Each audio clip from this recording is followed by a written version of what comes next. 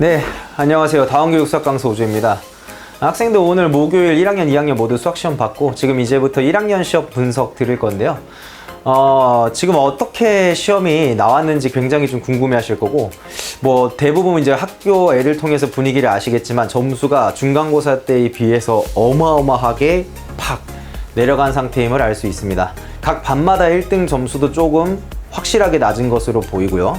시험이 대체 어떻게 나왔길래 학생들의 점수가 이렇게 다 같이 조금 내려가게 됐는지, 그리고 커트는 몇 점으로 예상하는지, 이런 거에 대해서 좀 말씀드리겠습니다. 자, 일단 제 소개는 간단히 얘기 드리면은 이제 대치다운에서 보인반 수업 쭉 진행해오다가 지금 송파관으로 넘어와서 이제 보인반 수업 쭉 진행해오고 있는 강사 오재호입니다.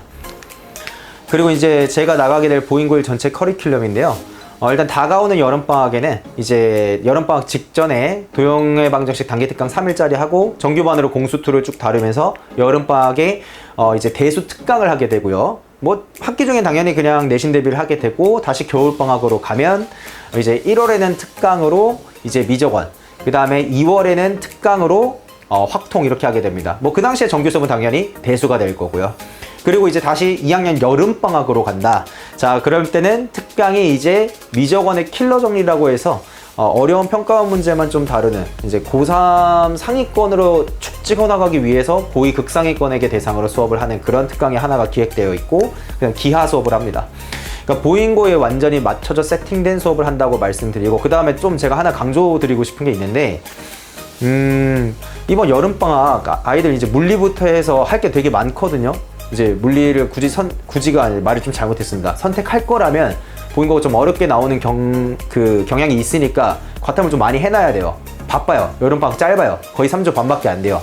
그 와중에 수학이 정규 수업으로 공통수학 2에 웬만하면 선행을 하나 하는 게 맞죠. 2학년 과정을 생각해보면. 수학에 2개를 잡아먹을 텐데, 과목이. 거기에 과탐이 꽤 잡아먹을 거란 말이죠. 근데 여기에 기하? 보인고는 2학년 1학기에 기하가 들어가는 학교가 아닙니다. 2학년 2학기에 들어가요. 이게 변경되지 않는다면 그렇게 되거든요. 그래서 지금 시점에서의 기하, 저는 크게 유의미하다고 보지 않습니다. 그러니까 이게 좀 여쭤보시길래 기하도 이때 해놔야 되지 않냐라고 해서 개인 의견이긴 한데, 보인고 학생이 굳이 왜 이 시점에 라는 게 제 대답입니다. 자, 이제 들어가겠습니다. 자, 도형의 방정식 단기 특강 이제 7월 12일, 13일, 14일 해가지고 화수목 진행하고요.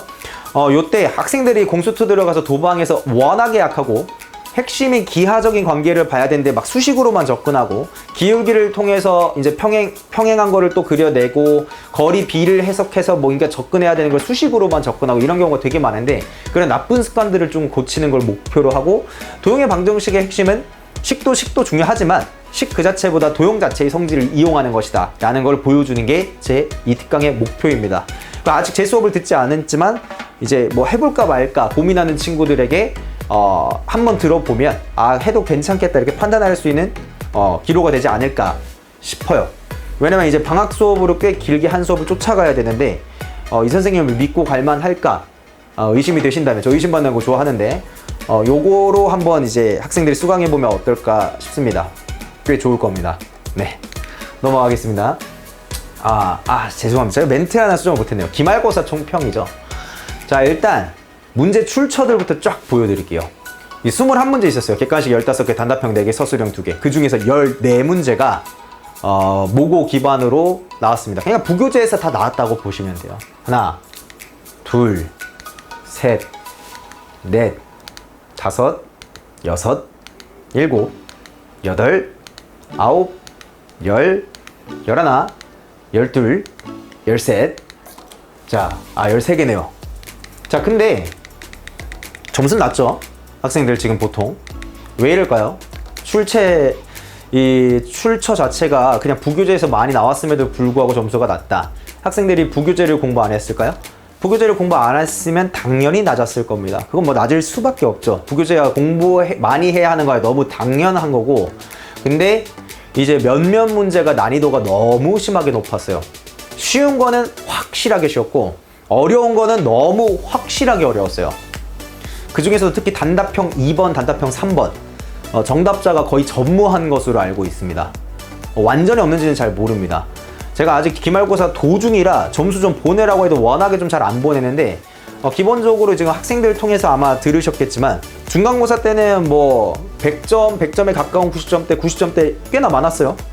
그죠? 그때 이제 94.5 이렇게 돼야 한 자릿수의 등수가 나오고 그보다 낮은 90점대는 한 자릿수 등수도 아니었어요. 근데 이번에 학생들 어떻습니까? 거의 잘하는 상위권이 70점대로 많이 가 있어요. 근데 그러면 이제 그 전에 많이 뭐 80점 언더에서 중간고사에 있었던 학생들은 그보다 더 내려갔냐? 그런 케이스들도 있지만 그래도 다시 70점대로 치고 올라온 경우도 있어요. 뭘 의미하냐? 너무 심하게 어려운 건 그냥 다 같이 틀려버렸다는 거예요. 그래서 어떻게 보면 점수 세팅 자체가 다 같이 조금 내려온 상태라고 볼 수 있고 이번에 70점 이상으로 그래도 적당히 선방을 했으면 중간고사의 점수가 이 합산 등급을 결정하게 될 것으로 저는 생각하고 있습니다. 근데 만약에 이번 시험에서 90점대 이상이 나온다? 이러면은 중간고사 때 만약 실제로 아쉬웠더라도 확 치고 올라갈 수 있는 형태가 될 건데 아직 제가 전해 듣기로는 90점대가 있다는 소식 자체를 듣지 못했어요. 근데 뭐 있을 수도 있겠죠. 근데 시험 자체는 워낙 어렵고 극상위권에 속하던 학생들도 대부분 다 70점대로 많이 가 있다. 근데 서술형 부분 점수를 또 봐야 됩니다. 뭔 소리냐? 서술형 1번을 쓰는데 케일리 해밀턴을 대놓고 썼다? 다른 방식으로 증명하지 않고 감점입니다. 자, 서술형 2번. 이거 부교재 기반의 문제로서 거기서 한층 더 뭔가 얹어서 나왔는데 부교재에서 딱 물어본 것까지만 해석을 했어. 이러면 부분 점수가 사실 그렇게까지 많지는 않을 건데 학생들이 내 스스로 이러면 한 이건 5, 6점은 받지 이런 식으로 본인 점수를 지금 매겼을 수도 있어요. 그러면서 오는 약간 부정확한 정보가 있을 수도 있는데 정확한 점수는 뭐 나와봐야 알겠지만 제가 아직 문제 해설은 안 끝났지만 커트 가볍게 예측해보면 70점대라고 봅니다. 제가 중간고사 때도 한 70 후반 받다가 너무 껑충 뛰었더라고요. 80 중반. 그때 왜 그랬냐면 요 기수가 어떤지 정보가 없는 상태에서 전에 기수를 기반으로 요런 난이도로 나오면 이 정도 나오겠다 싶었는데 그때는 조금 확실하게 난이도를 가르는 게 부교재에서 나왔으면서 큰 변형 없이 나왔거든요. 근데 이번은 좀 달라요. 부교재 워낙 많이 나왔는데 애들이 많이 틀리는 문제가 부교재 문제가 아니었어요. 서술형 2번은 부교재 문제인데 거기서 한층 더 뭔가 얹었어요. 이러면서 단답형 1, 2, 3 중에 2, 3 이렇게 많이 틀리고 서술형 2번에서 좀 많이 깎이고 그 다음에 이제 객관식에서 뭐 안 틀리면 좋았지만 객관식 14번을 틀린다던가 이런 식으로 딱 되면 방금 말한 것만 틀려도 70점대 초반 혹은 60점대 후반으로 쫙 가거든요. 물론 거기서 이제 짜잘짜잘하게 더 틀리면 더 낮아지는 것이고요. 그래서 저는 1컷을 70점대로 봅니다. 지난번에는 어쨌든 예측이 중간고사에 좀 틀렸던 편인데 기말은 크게 다르지 않을 거라고 봐요. 어떤 학생들은 60점대까지 갈 수도 있지 않겠냐라고 얘기한 걸 제가 들었는데 그렇지 않을 거라고 봐요. 왜냐면은 기존에 어느 정도 지난번에 1등급은 못 받았지만 그래도 수학을 좀 하던 친구들이 이번에 뭐 어쨌든 확실하게 다 같이 틀린 건 틀리고 다른 거에서 실수를 안 하면서 점수 키핑해서 70점대로 되는 케이스도 꽤 많이 있는 것으로 보여요. 저 실제로 이제 뭐 하이퍼반에서는 지금 점수대가 70점대 뭐 이미 뭐 많이 얘기를 했고 물론 부분 점수 나와서 뭐 80점대가 될 수도 있다 이렇게 얘기는 하지만 그건 까봐야 아는 거고 스카이반에서도 꽤 많이 지금 얘기했거든요. 이런 거를 보면 다 같이 문제 난이도랑 종합해 봤을 때 저는 한 70 초반 높으면 중반인데 그렇진 않을 것 같고 기말만의 1컷은 70 한 초반 되지 않을까 싶습니다. 물론 철저하게 예측이라 많이 다를 수 있습니다. 자, 그럼 저는 이제 주요 문항 해설을 할 건데 학생들이 아직 기말고사가 끝난 시점은 아니지만 몇 가지가 좀 궁금할 수 있어요. 이거 어떻게 푸는 거냐 그런 거 설명을 드리려고요. 제가 학생들한테 이렇게 막 조사를 해요. 어떤 번호를 주로 많이 틀렸는가. 객관식에서 틀리면 안 틀리면 좋았지만 9번 14번을 많이 틀렸더라고요. 9번 이거 아까 모의고사 원본입니다. 근데 모의고사에서도 조금 계산이 자체가 좀 길어지는 그런 경향이 있는데 저는 이 문제 풀 때 딱 얘기했거든요. 학생들한테 항상 A에 관한 행렬에서 제곱 형태와 이런 형태가 주어지면 한마디로 그냥 A에 관한 2차식 형태가 주어지면 A가 단위 행렬의 실수배일 때랑 아닐 때로 가서 풀어라. 단위 행렬의 실수배가 아니면 무조건 그거는 케일리 해밀턴 형태다. 이렇게 얘기를 했습니다. 그걸 이용하면 크게 어려운 문제는 아니고 시간도 크게 오래 걸리는 문제는 아니었습니다. 자, 14번 왜 많이 틀렸을까요? 이거 워낙에 유명한 문제예요. 뭐 서로 구별되지 않는 초콜릿 2개, 서로 다른 꽃 4송이를 5명한테 못 받는 학생이 없도록 분배해라. 워낙에 타 학교에서도 이게 유사 문제가 많이 나오는 거였고 학생들 실제로 제가 많이 풀기 연습시켰고 문제로 나왔습니다. 실제로 어떤 학생은 이거 하도 많이 풀어서 보자마자 그냥 바로 뭐 커트했다, 바로 풀었다 이렇게 얘기도 하더라고요. 근데 풀고 나서 5번을 고른 친구들이 있을 거예요. 정답은 4번입니다. 틀렸겠죠, 그러면? 왜 틀렸을까? 단조건을 안 읽은 거예요.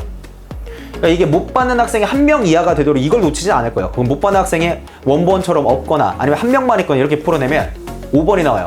근데 단조건에 음료수를 2개 받은 학생이 없어요. 구별되지 않는 음료수를. 그러니까 이게 무조건 분산돼요, 2명한테.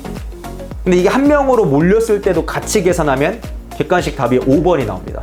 이런 식으로 오답률이 이게 꽤 높게 작용한 것 같아요. 근데 그 학생의 잘못이죠. 제대로 문제를 안 읽었으니까. 단 써있는 건 항상 주의해서 읽어야 됩니다. 자, 단답형 2번입니다. 이거 난이도가 꽤 높았어요. 왜 어렵냐면 제가 이 과정을 설명을 좀 드릴 건데, 이게 오른쪽에 이 문제 보이시나요? 한 원, 둘레 위에 일정 간격을 10개의 점을 찍었다. 쭉 가는 거. 이거 23년에 보인고에서 나왔던 이게 문제입니다. 이때 경우의 수 파트일 때 나왔던 건데, 이때 이거 오답률 어마어마했고요. 꽤 어려웠어요. 이게 선생님이 창작하신 것 같다. 문제 굉장히 좋다. 제가 하면서 막 감탄했었던 문제인데, 그거 푸는 방식이랑 굉장히 유사해요. 제 생각에는 이때 이 문제를 출제하신 분이 단답형 2번을 창작해서 내신 게 아닐까 싶어요. 제 추측입니다. 근데 어쨌든 단답형 2번은 킬포가 하나가 있는데, 일단 직사각형의 개수를 못 뽑아내는 건 말이 안 돼요. 그거는 그냥 지름선 2개를 NC로 골라서 체크하면 끝이다. 여기까지 되는데, 사다리꼴이 어려워요. 사다리꼴을 체크하려면 결국 평행선 2개를 골라야 되는데, 그럼 이 문제랑 거의 똑같이 가요.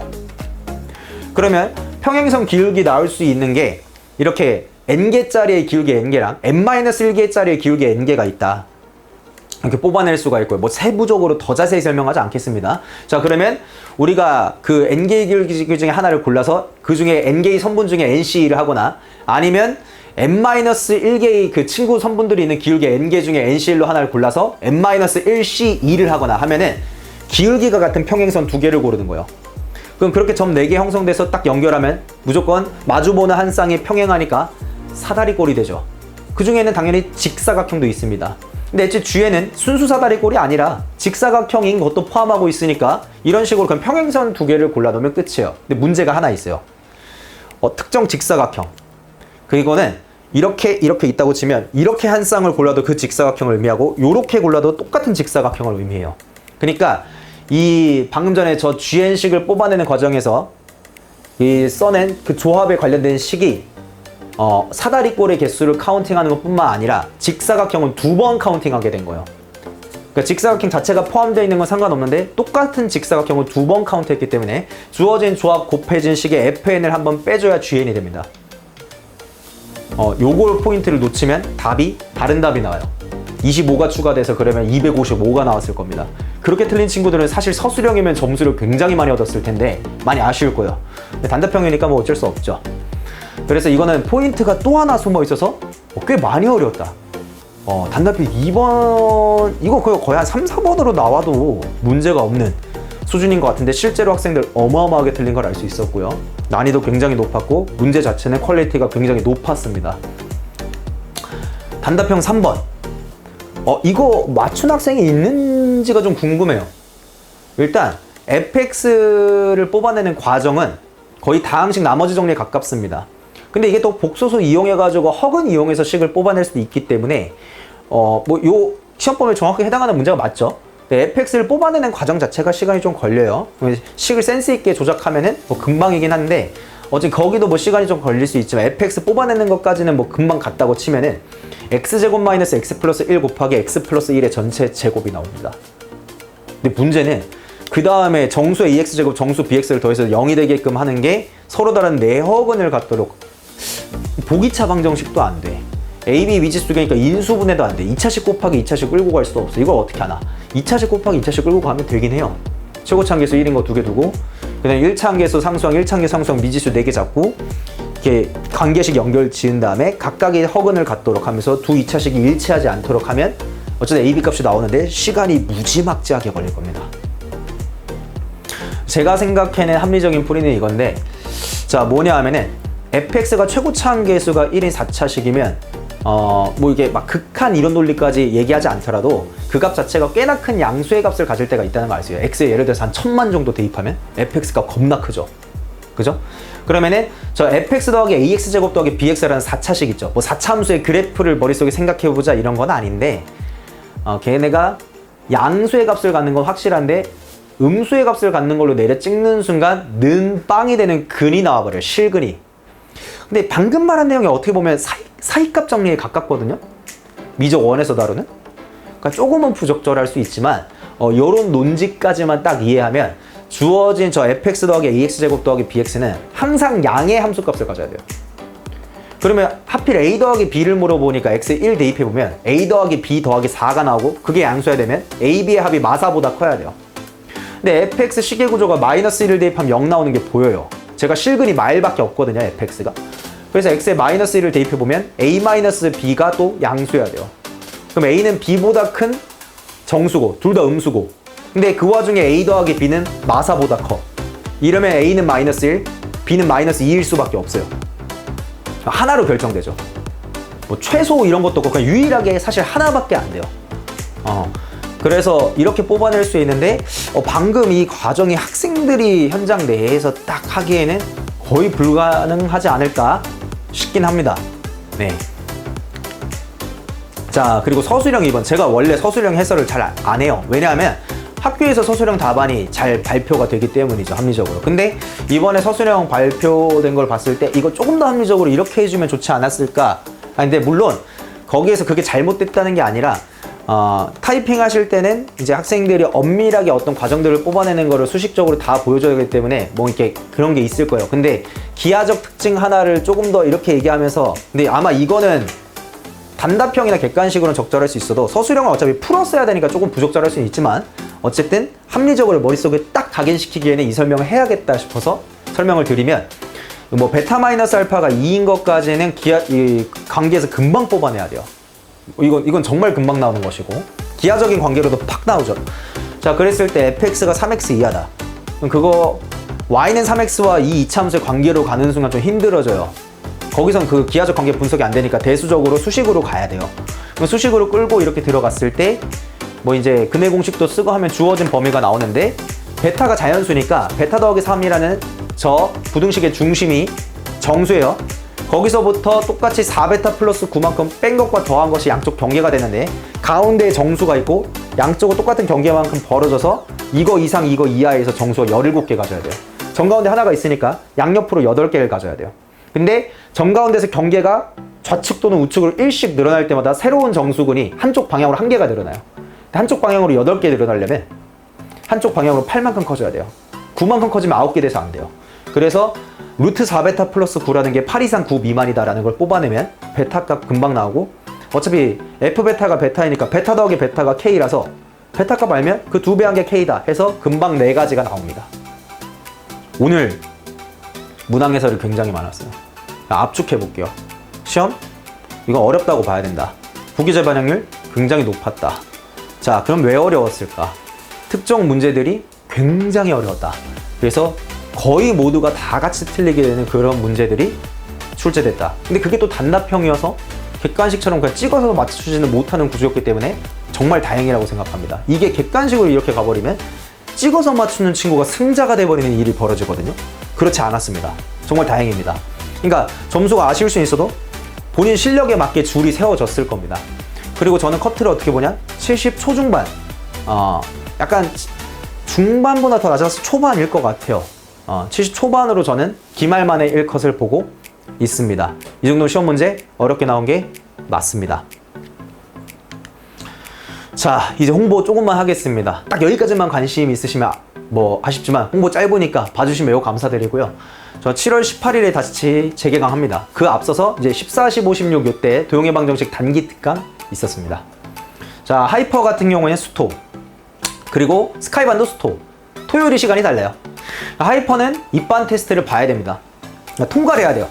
근데 입태 통과 없이 그냥 입반하겠다라고 하면 이제 1학기 종합 성적표를 내면 됩니다. 무조건 1등급만 가능합니다.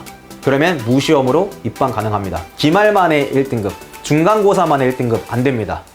합산이어야 됩니다. 자, 뭐 이런 부분은 좀 지나가겠습니다. 자, 그 다음에 방학 중에 전 대수 특강이 있어요. 월, 수, 금, 주 3회고요. 낮 1시, 5시 하는데 낮에 하는 이유는 아실 겁니다. 오전에 학교 가죠. 예, 그래서 보인 거에 맞춰서 이렇게 하고요. 수업 후에 클리닉이 있는데 다만 수요일은 저녁에 정규 수업이 있으니까 아마 참여가 불가능한 학생이 좀 다수 있을 겁니다. 요거는 요 정도까지만 얘기를 드릴게요. 막 이제 대수 관련해서 뭐 왜 이렇게 하고 난이도 어떻게 하고 요런 건 전에 한번 찍은 적이 있어서 그냥 요렇게만 설명드리겠습니다. 그 전에 중학교 때 돌렸던 게 제대로 된 1회차가 아니었을걸? 이라는 걸 조금 자신있게 얘기 드릴 수 있는 특강 아닐까 생각하고요. 순서 자체는 조금 특이하게 수열, 그 다음에 지수로그 함수, 삼각함수로 나간다. 지수로그 함수를 하기 전에 수열의 어떤 등차 등비의 특징을 딱 배워서 적용해서 이거를 지수로그 함수의 그래프에 대한 이해도를 좀 더 높이는 데 사용한다 라고까지만 짧게 말씀드리고요. 이렇게 구성한 이유 넘어가겠습니다. 자, 그래서 이게 제 시각적으로 볼 수 있는 제 시간표입니다. 자, 수토 토요일 오전이 이제 스카이, 토요일 이제 낮에 하이퍼고요. 정규 수업 저렇게 있고 월수금 낮에 대수 특강이 있다 하는 것이고요. 이제 제가 어떻게 수업하는지 관련된 짧게 이제 참조하실 수 있는 QR코드 영상인데요. 뭐 항상 조회수가 뭐 크게 잘 늘어나지는 않는 것 같습니다. 자, 그리고 이게 제가 지금 수업 진행해오고 있는 뭐 수업 단면 중에 하나입니다. 뭐 기말고사 종강하기 전에 애들한테 이렇게 얘기했어요. 자, 모두 앞에 봐라. 초집중해라. 원래 집중 잘 하는데 약간 그 더 잘 나오게끔 찍었습니다. 어쨌든 제 수업하고 있는 모습이고요. 지금 이제 오늘 기말고사 수학 오늘 끝났고요. 지금 7월 2일입니다. 7월 2일. 7월 2일 6시 37분. 저 평소보다 늦게 올렸어요, 지금. 왜 지금 촬영하고 있냐?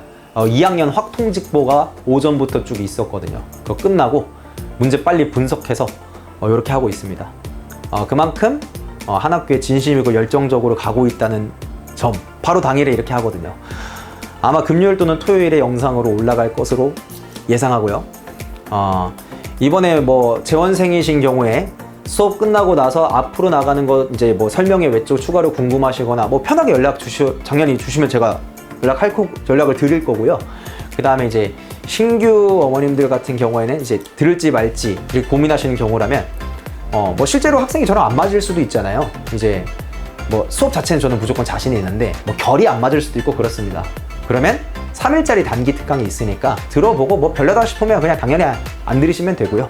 그렇게 한번 선택해 볼 수 있지 않을까 싶습니다. 감사합니다.